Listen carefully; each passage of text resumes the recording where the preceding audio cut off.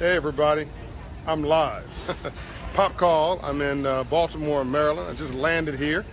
I'm speaking here a couple times this week. First of all, before I say anything else, John Hope Bryant, CEO of Operation Hope. I want to give my prayers and my heart to those going through Hurricane Irma in Memphis and Florida, and those that may have losses, those who are struggling with the drama there.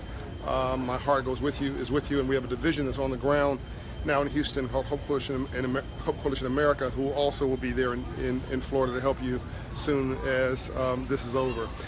So hello everybody, Pop Call. I'm in Baltimore, CEO of Operation Hope, Bryant Group Ventures, Promise Homes Company, etc. Author of several books, the most recent, which is the MEMO, which I'm actually reading myself for the first time. Because I want to make sure I didn't write some crazy stuff, so I'm actually in my backpack and I'm reading it. I intentionally don't read my own stuff. I write it and let it go. Hey, Sherry says finally she caught me live. Hey Karen, how you doing? So let's get into this topic. Hey, from Marvin from Milwaukee. I'll do comments once I get situated here in Baltimore. Augusta, Georgia in the house. Hey, Freddie Johnson. So is this topic provocative or what? So earlier today, I read a piece that Mike Epps, who was a hilarious brother, hey Tiffany, Mike Epps was getting a divorce. You know, it happens. I mean, I love the institution of marriage. I really do. And I know people who've been married for 50 years and are just meant to be with each other, right? And then sometimes it doesn't work out. In fact, 60% of all marriages end in divorce in this country. It's between 55 and 60% of all marriages. So it happens. So Mike gets a divorce. Mike Epps, the comedian. His wife, then wife, asked for $109,000 a month. The article's on my page. She said it was going to cost her $3,500 a month to pay for her nanny, which was her mother. Another $600 a month to pay her mother's Mercedes bill. Isn't the $3,500 enough for the mom to pay all her bills? Or you're just gonna squeeze this dude for every dollar you can get? And then with another X dollars for private school. I think, if my memory serves me right, that was about $5,000 a month. And so she ultimately got $25,000 a month plus $15,000 a month for the kids. So 25 for her, 15 for her. And she got like 50 grand. She got just under half of what she asked for. You know, and should she get something? Absolutely yes. Did she help him be successful? I'm sure in 10 years she did. And I'm not the guy to judge whether that's equitable or not. What I do know is that Mike's the one out there hustling these streets and running up and down airports like I am, and he's the one making the jokes and bears the criticism if it don't work. He's the one signing the contracts, and he should, you know, I don't know. People shouldn't be signing up as marriage as a job, right? But I'm getting far afield. Let me get back to I'm actually gonna do a whole show on my new Deliver the Memo series I'm doing, my episodic series for Facebook. Go like that page and follow it, by the way. If the first episode is up, which is the economics of the street. I deal with prostitution. I'm gonna do a whole piece on divorce. But let me just sort of really jump on this right now so we understand what I'm talking about. That divorce is a business. So again, I love marriage. I love people who are married. I love the institution of marriage. My mother was married. I mean, you know, that's how I came into this world. Don't think anybody think I'm hating on marriage or hating on women or hating on men, because sometimes I got one situation now where the man is asking the woman for alimony and child support. It's crazy, right? So this is not gender specific, right? So I'm not hating on anybody. I'm telling you that divorce is a business. That's what I'm saying to you. What do I mean by that? Let me break this down. If you and me get married and we don't like each other, thank you guys for your service, by the way. Proud people from the military right over here. Thank them for their service. So if you and I get married, it don't work out. We're both homeless people, all right? What happens? We just say, okay, it didn't work, bye. And in 30 days, we've got, you know, some non-controversial agreement confirmed by the court, and we're out of there, right? We're done. 30 days. Because there's no interest, you know, it's just about, we're done, let's like be done with it. The only time marriages get funky, divorces get funky, is when it's about money. Okay, now, the court system. Family law is like a crazy situation because basically, family law is basically who has the money and who does the judge like. And you could solve most family law court cases in 30 days. But the judges got jobs, the attorneys got jobs, the court clerks got jobs. There's a cost to run that county building. All the support team, the security, the police officers in the court system, the guys running the magtrometers who are running the security at the check-in for the courts, the parking attendants. It's a big business to run those courts. And if you're talking about family law, you're probably talking about, thousands of jobs in a city. I hate to break it down like this, but they can't afford for you to get divorced in 30 days. They need for this thing to go on forever. The attorneys, if they resolve it right away, they might get paid, I don't know, because they know you're not going to be a returning customer. It's not like this is a retainer agreement, right? They know that a divorce is a one-time affair, okay? We hope. The attorneys want to get as much money as they can from you on that one engagement. So the attorney's saying you need a deposition. No, you don't. The attorney says, well, we need to do interviews with 30 people. No, you don't. The attorney's saying, well, we have to go take testimony. No, you don't. Because at the end of the day, after all this is done, 2-3 years of going through all this crazy stuff with attorneys and with judges and court cases and all that kind of stuff, you get a one-page, in most cases, a one-page final agreement that says who pays. Okay, the person, let me make it easy, the person with the money is the one who pays. And if the judge liked the person with the money, you pay less. If the judge did not like the person with the money, you pay more. Okay, so it's who's got the money is who pays. And all that stuff about he shot me and did this and that, well, if you shot somebody, it might be different, but all that stuff that you think is important factors not in the ultimate case. So let me break this down even further. So I talked about how the court system, I'm not saying it's a scam, I'm saying it's a business, all right? And they have bills to pay, okay? They got people employed who need some big salaries, like judge salaries, right? So now let's talk about, well, I talked about the attorneys, right? The attorneys can't afford for you to resolve this in 30 days. The attorneys need for you to argue about this. They need for you to, and the attorneys want you to think that they're on your side. Oh yeah, he's a jerk. Oh, she's a jerk. They're just trying to get you into an argument. They're trying to create some drama and some friction so that you will keep this going forever so they can keep billing whoever's got the money. Or in this case, to bill both sides because somebody's going to pay. And then, but they're sort of laughing behind your back. I hate to say this to you, but the attorneys are sort of laughing about, not, the judges are not. The judges are there for honorable reasons, but they're public servants. They just want their job. But the attorneys are private enterprise people. Don't think that they're there to be your best friend. They're there to get PAID, paid. Now, there are people, I'm not going to just blame this on women. There are people who are hunting for professional athletes to set them up. There are people who, I can't get into details because this is a public profile here, but there are people, let me just say, that are going through extraordinary lengths to set people up who have money and resources to have a baby. Or will proclaim their devotion to you, that they are in love with you and they want to be married. But the question, if you were dead broke, would they still be interested? I don't know, I'm just asking the question. So when you get married, first of all, and again, I think it's a wonderful institution, you got to ask yourself two questions. There's two sides of this situation. There's God and love, and then there's money, power, and position in the world. Okay? These are the only two reasons somebody's marrying you, okay? God and love. So there's God over here, so there's spiritual things, you're vowed to God, it's the universe, and there's love. Somebody genuinely loves you. They think your heart is beautiful, they're in your soul, your mind, your spirit. They're with you for the right reasons. If you have that, consider yourself lucky and never, ever, ever, ever, ever, ever, ever, ever, ever leave them, okay? Don't let them get away from you, all right? But most marriages are financial arrangements on some level. Many people are getting married and saying basically, I want to have a baby, so you take care of me for 18 years.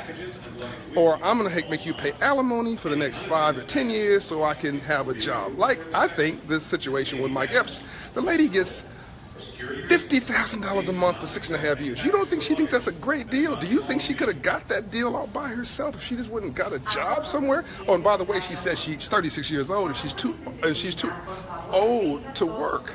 She's 36 years old and says that Mike Epps ruined her because he asked her to be a stay-at-home wife. I don't know if he did or not, by the way. But she says at 36 years old, after 10 years, that she has no job skills. I guess she can't go get any. And she's got these kids. Didn't you forget you have a nanny you're paying $4,000 a month to? This cracks me up.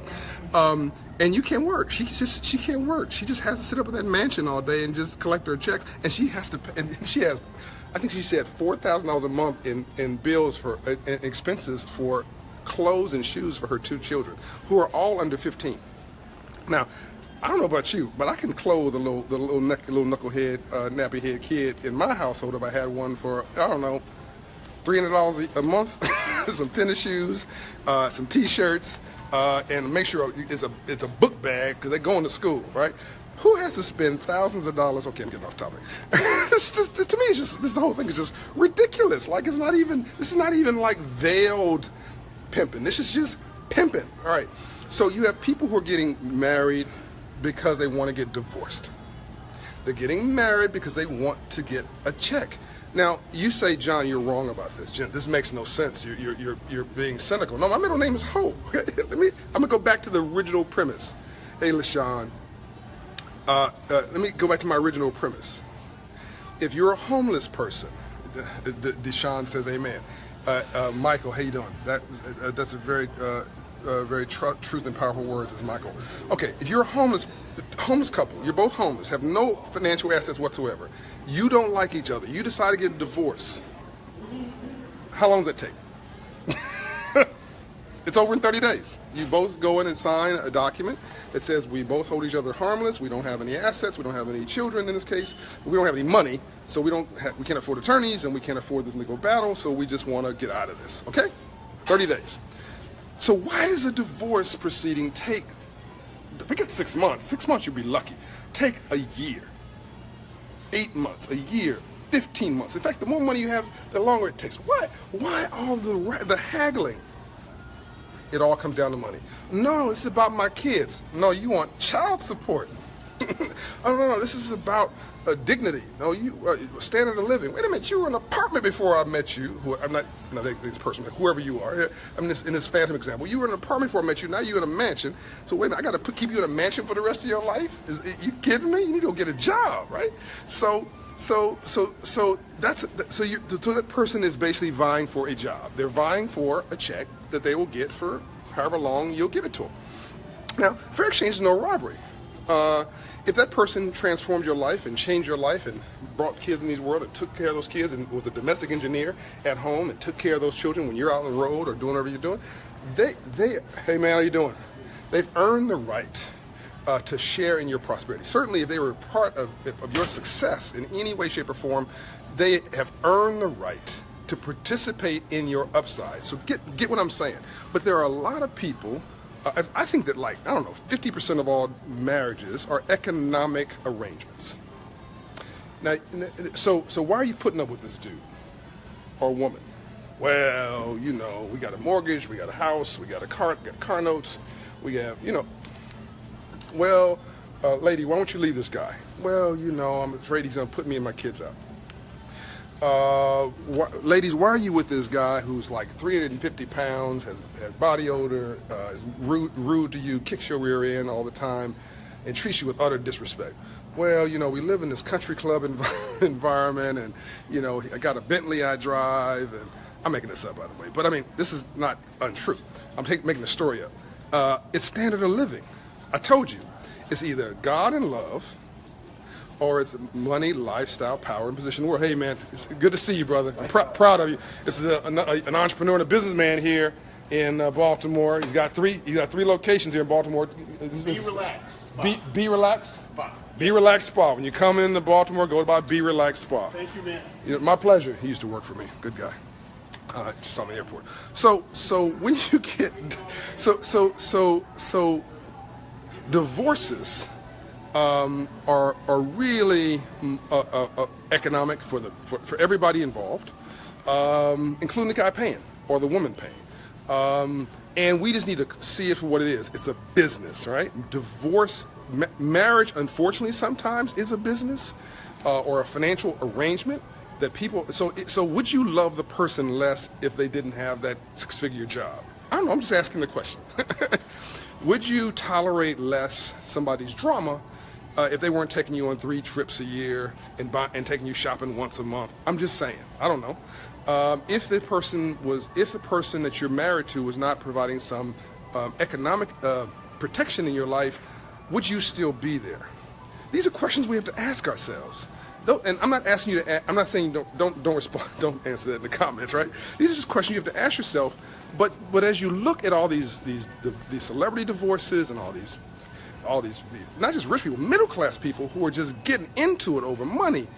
Over divorces, look at the numbers. Look at what they're fighting about. They're not fighting for human dignity. They don't want an apology. Most people really have no knowledge of what marriage is all about. That's Lisa. I agree with you, Lisa.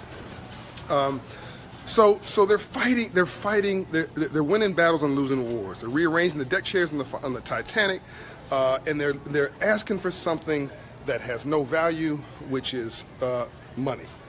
Money is just a means to transfer value, economic value, but we have put all our value in the money, which means we've lost our soul.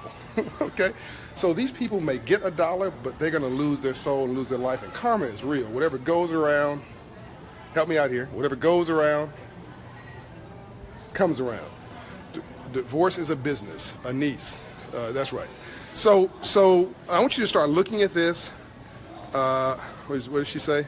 Romance without finance is a nuisance. Shirley said that. Romance without finance is a nuisance. So I want you to make sure that when you marry somebody, that you guys have an understanding about the economic piece, because people say all money doesn't matter until it gets to a situation where money does matter. So it doesn't matter until it does, right? It doesn't matter until you get into an argument or you guys get in a dispute, and all of a sudden the person who feels slighted wants to hurt the other person, and then they want to walk away with what? Money. They don't want to walk away with an apology. They don't want to walk away with, I don't know, a poem.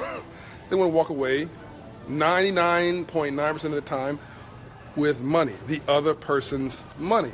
And I've had so many experiences in life where people said one thing and really meant something else.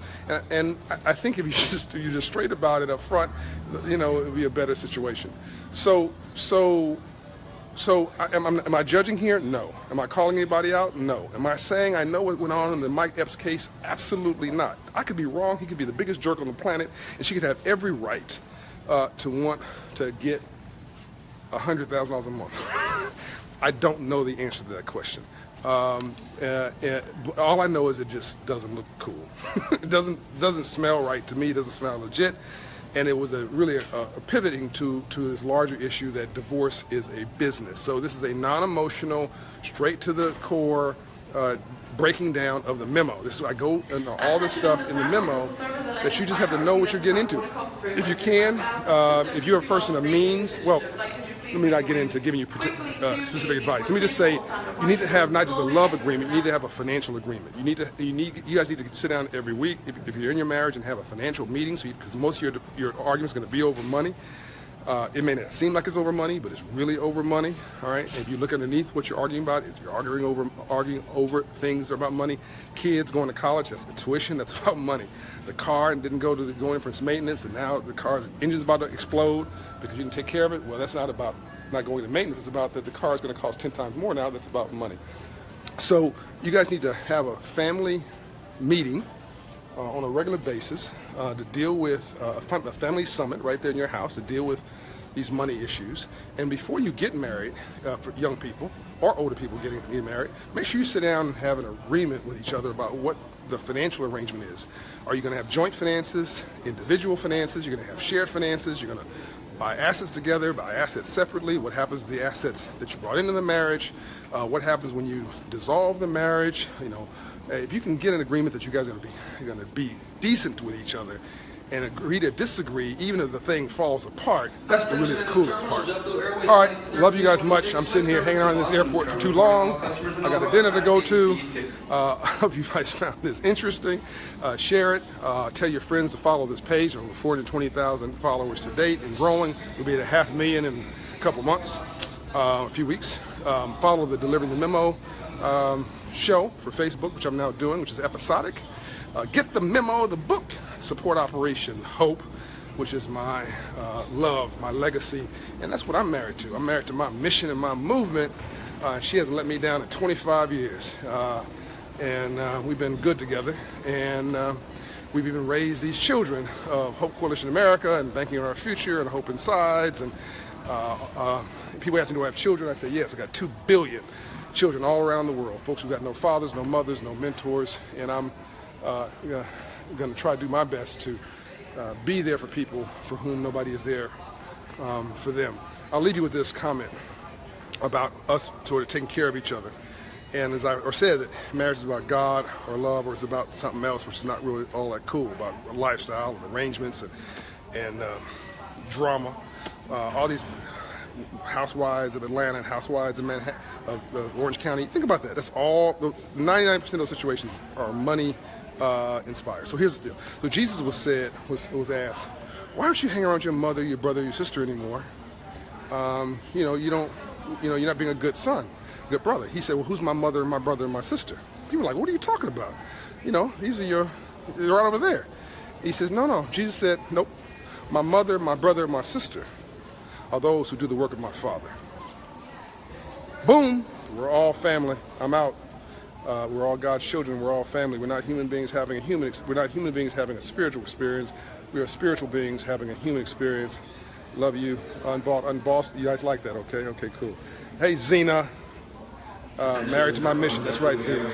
And then if somebody really loves you, they're gonna marry you and your mission. I mean, if somebody really loves you, they're gonna take you just the way you are. So don't be afraid to be all up about what you want to do and how you want to pursue your dreams. And then whoever's with you will be there for you in that situation. Charlie says, thumbs up.